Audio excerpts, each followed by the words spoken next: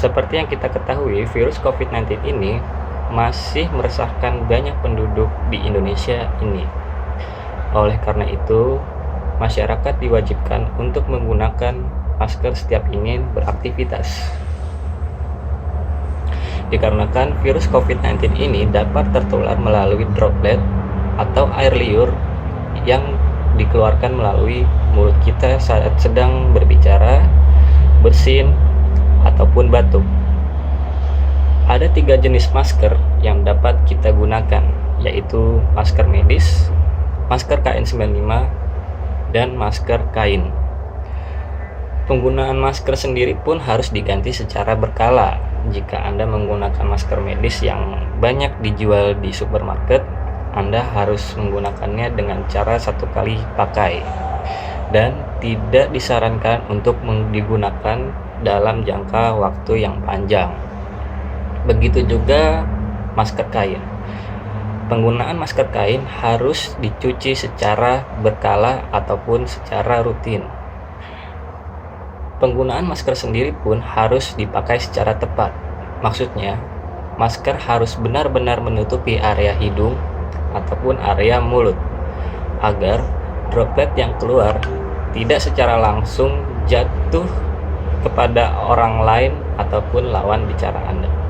Selain menggunakan masker, masyarakat juga wajib mencuci tangan setiap kali ingin beraktivitas ataupun sesudah beraktivitas.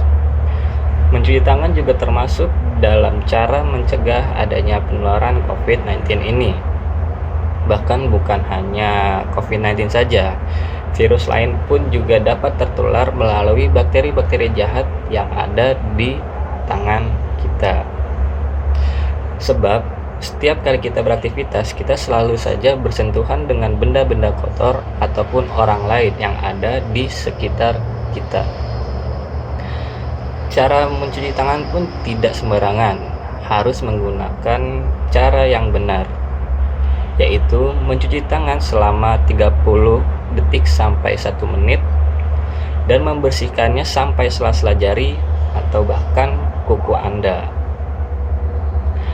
Dan disarankan setelah mencuci tangan Anda menggunakan hand sanitizer, sebab mencuci tangan dengan sabun pun belum cukup untuk membunuh bakteri ataupun virus yang ada di tangan kita.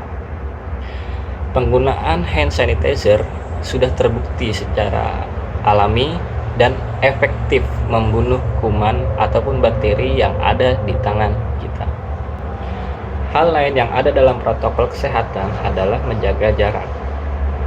Menjaga jarak juga merupakan salah satu cara yang efektif untuk mencegah penularan virus COVID-19.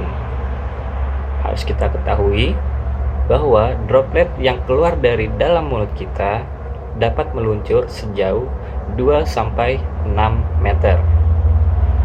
Maka dari itu pemerintah sudah menerapkan protokol kesehatan yang wajib diterapkan di beberapa daerah, yaitu menjaga jarak 2-3 meter.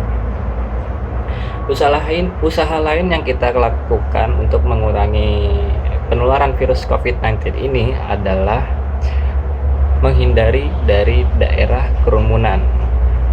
Sebab virus COVID-19 bukan hanya saja menular melalui droplet atau air liur yang keluar dari mulut kita.